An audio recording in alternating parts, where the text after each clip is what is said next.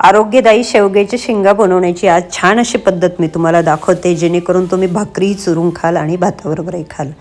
तर एका भांड्यामध्ये थोडं लसूण, थोडं आलं, हिरव्या मिरच्या, थोडे शहाजिरे, थोडेसे तीळ आणि थोडे शेंगदाणे असे भाजून घ्या.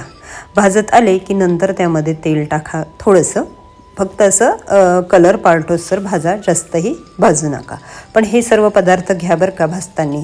शहाजिरे भाजताना घेतले की नंतर फोडणीत कुठलेच जिरे टाकायचे नाही.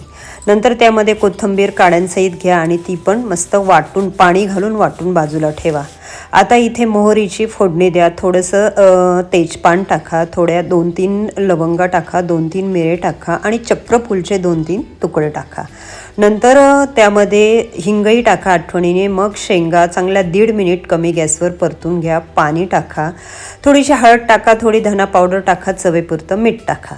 आता आपल्याला इथे हिरव्या मिरच्या वापर केला होता म्हणून लाल तिखट वापरलं नाही. हे बघा, अशा पद्धतीने शेंगा शिजल्यानंतर त्यामध्ये ते वाटण टाकून दिलं. पण तुम्हाला सांगते, कच्च्या मसाल्याचा फ्लेवर खूप छान असा घरामध्ये वास येतो आणि खूप मस्त ही भाजी झालेली. नक्की एकदा बनवून बघा. अगदी सोप्या पद्धतीने इथे मी दाखवलेली आहे.